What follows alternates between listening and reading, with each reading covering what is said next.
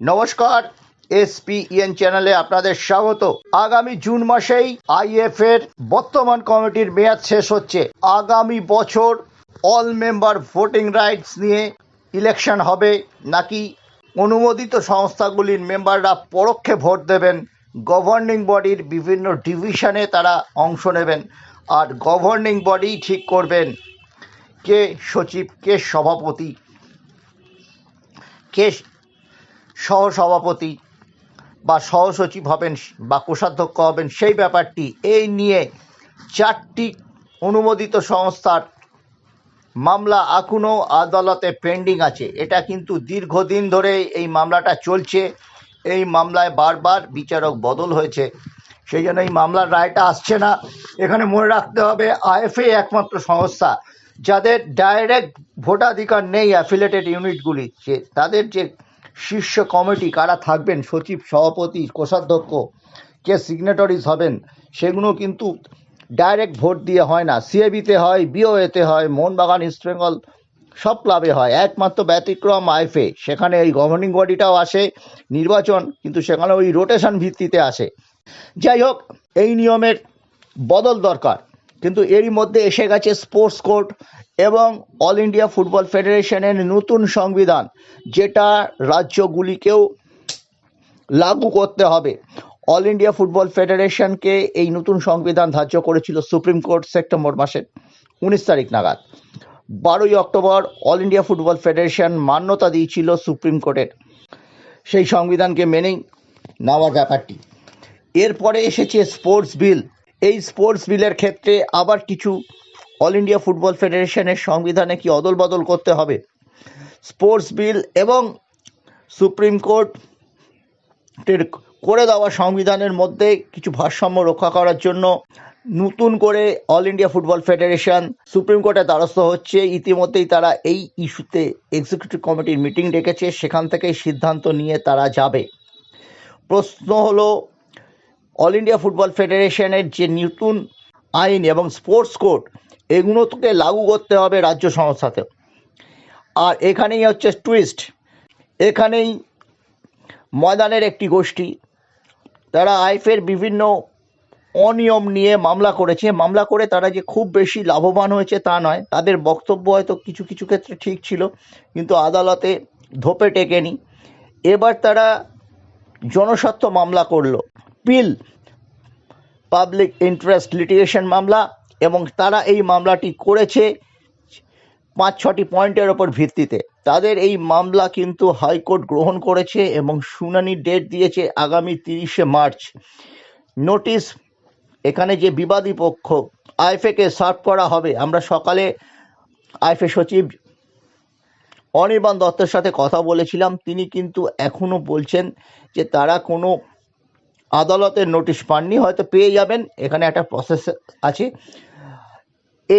এই প্রস্তুতির কাজটা অনেক দিন থেকেই চলছিল। তার প্রস্তুতি হিসেবে এই যে যারা করেছেন চাঁদনি ক্লাব এবং হাওড়া মানিকতলা স্পোর্টিং, কিন্তু প্রথমে জানতে চেয়েছিল আইএফএর সঙ্গে যে গত 4 বছরে বা 4.5 বছরে আরও স্পেসিফিকলি যে 12টি সংস্থার কি চুক্তি আছে সেটা প্রকাশ্যে আনা হোক। কারণ এই যে কি চুক্তি হয়েছে, স্পন্সরের সাথে কি ডিল হয়েছে, সেটা কিন্তু আইএফএর পদাধিকারীরাও জানেন না। মানে vice president Sourav Pal press conference করে বলেছেন, সেই প্রেস কনফারেন্সে স্বরূপ বিশ্বাস ছিলেন প্রেস ক্লাবে 6ই ডিসেম্বর, তারাও সে একই বক্তব্য সমর্থন করেছিলেন যে, এবং এর মধ্যে একটি বিদেশি সংস্থাও রয়েছে। 3 বছর আগে আয়ারল্যান্ডের একটি সংস্থার সঙ্গে ইনস্পোর্টসের সাথে চুক্তি করেছিল, বিদেশি মুদ্রা ট্রান্সফারও হয়েছে। স্পন্সর 12টি স্পন্সরের কাছ থেকে 4.5 বছরে আইএফএ কত টাকা পেয়েছে, কি চুক্তি, কত টাকা পাবে। যেরকম আমি একটা নিকট অতীতের ঘটনা বলে দিচ্ছি, আজ এখনও কিন্তু ফ্র্যাঞ্চাইজি ফি বেঙ্গল সুপার লিগ হয়ে গেল, সেটা কিন্তু সাচি গ্রুপ এখনও দেয়নি। আজও আমি এই ব্যাপারে খোঁজ নিয়েছিলাম এবং আইএফএর এক শীর্ষকর্তা তাতে মান্যতা দিয়েছেন, যিনি এই ডিলটা করছেন। এই টাকাটা নতুন ফুটবল সিজনের আগে এসে গেলে খুব ভালো হয়, ক্লাবগুলোকে অনুদান হিসেবে দিতে পারবে। ফুটবল মরশুম আসছে, আর 1 মাসের মধ্যে প্র্যাকটিস শুরু করতে হবে, 1 এপ্রিল থেকে শুরু হয়ে যায়। এবার হয়তো 1 এপ্রিল না হলেও এপ্রিলের শেষে হবে, সামনে নির্বাচনের একটা আঁচ আছে, গনগনে আঁচ। এরই মধ্যে কিন্তু চাঁদনি স্পোর্টিং এই ব্যাপারে চিঠি দিয়েছিল, সেই চিঠির উত্তর আইএফএ নিশ্চয়ই রেসপন্স করেছিল। আইএফএর বক্তব্য, তুমি এসে আমাদের নথিপত্র দেখে যাও। তারা কিন্তু চিঠির উত্তর চেয়েছিল, সেটাকে ট্যাগ করা হয়েছে এই মামলায়।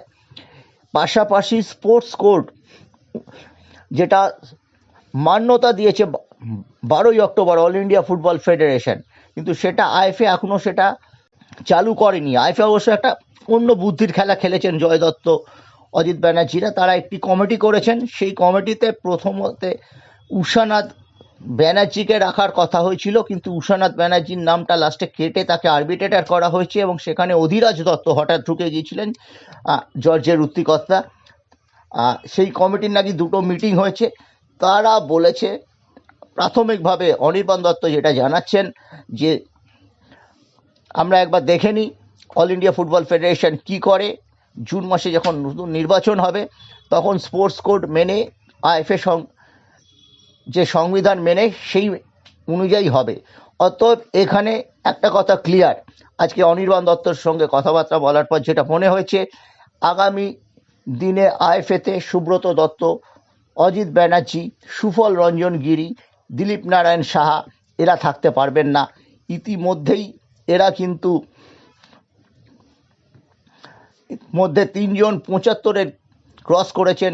সুব্রত দত্ত নিশ্চয়ই তার বয়স অতটা নয়, তিনি মধ্য 60-এর সুব্রত দত্ত, কিন্তু তিনি হয়তো আটকে যাবেন। তিনি দীর্ঘদিন ধরে আইএফএতে আছেন, চেয়ারম্যান পদাধিকারী, হয়তো একটা অর্নামেন্টাল, কিন্তু সেই পদে থাকার টানা আছেন তিনি। কোষাধ্যক্ষ থেকে শুরু করেছিলেন 2001 সালে, 2003 থেকে 7 তিনি সেক্রেটারি ছিলেন। তারপর তিনি 18 সাল পর্যন্ত 7 থেকে 18 প্রেসিডেন্ট, তারপর চেয়ারম্যান। এই জায়গায় আটকে যাবে, এবং এটাই নিয়েই কিন্তু এই 4 জনকে নিয়ে ইতিমধ্যে কিন্তু প্রশ্ন তুলে এই স্পেশাল জনস্বার্থ মামলা হয়েছে, যারা শুনানি, এবং সেখানে কিন্তু আইএফএতে স্পেশাল অফিসার চেয়েছেন এবং স্পেশাল অডিট করতে বলেছেন। যেহেতু এখানে এক ফেরা আইন এর সঙ্গে যুক্ত, যেহেতু আয়ারল্যান্ডের সাথে আছে, কি হবে না হবে আমরা কিছু জানি না। 30 তারিখে নিশ্চয়ই হিয়ারিং হবে, নিশ্চয়ই এফিডেভিট দিতে বলবেন, এটা লংলি প্রসেস, দুম করে কিছু হবে এরকম কিছু নেই। কিন্তু ক্লিনিক্যাল একটা অডিট করতে বলে ফিনান্সের ওপর দাবি করেছেন, কিন্তু মামলাটা গ্রহণ করেছে হাইকোর্ট, এটা কিন্তু খুব তাৎপর্যপূর্ণ ব্যাপার। এখন দেখা যাক এই ইলেকশনের যে সাধারণ নির্বাচন, সেটা নেই গণগণে আজ যখন তপ্ত হয়ে উঠছে বাংলা, সেখানে কিন্তু বঙ্গীয় ফুটবলের রাজনীতিতে একটা টুইস্ট, এবং আমাদের নজর থাকবে 30শে মার্চের ওই শুনানির দিক।